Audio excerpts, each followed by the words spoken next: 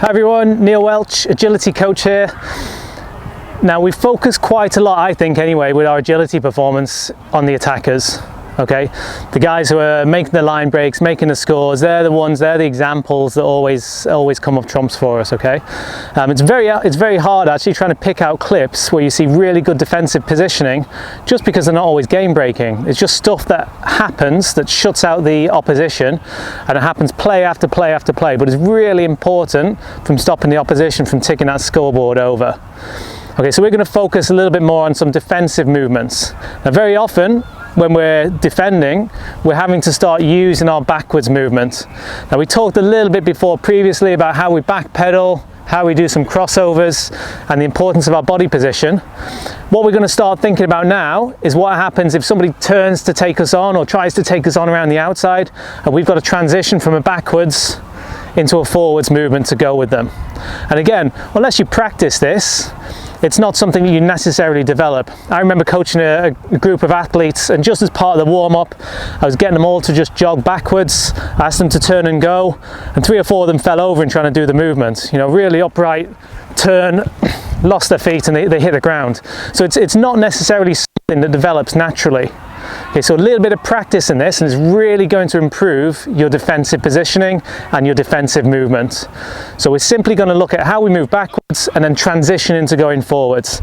Now, I've laid some cones out on the ground here. This is mainly just so I don't go off camera and disappear around the park here.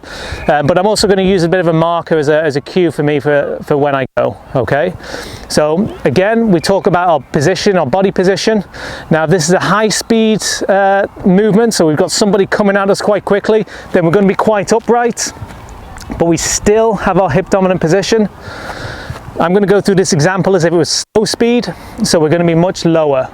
So either we're tight on space, or the play is really close to each other, or we're playing a sport like basketball, which is a kind of a close court game, very small spaces. Okay.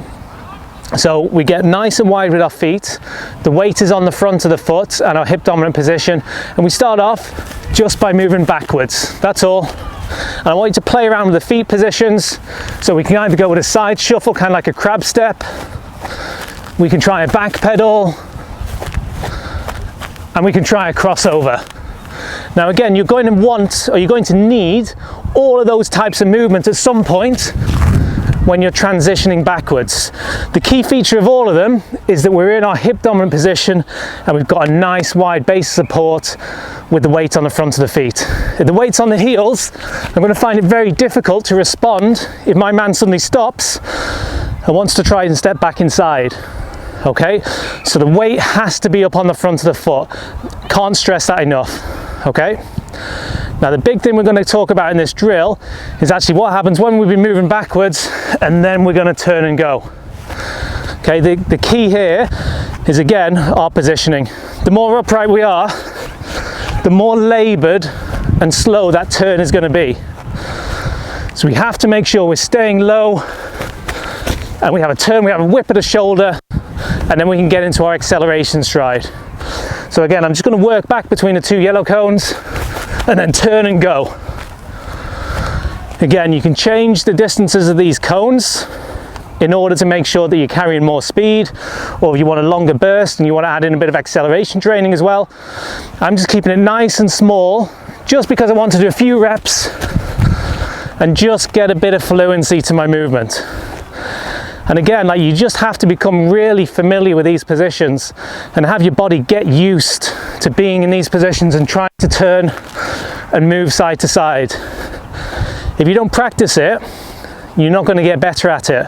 And again, this is real basic stuff that you can be putting in a warm-up, and instead of going straight out onto pitch and straight into passing drills or kicking drills or shooting drills, just spend a couple of minutes working backwards and then turning and going. Okay, and you just imagine on pitch, somebody's running at you, they're going to try and take you on to the outside, and you're going to have to go with them. You want to make sure you've got as much speed as possible out of this transition, and a turn and a go.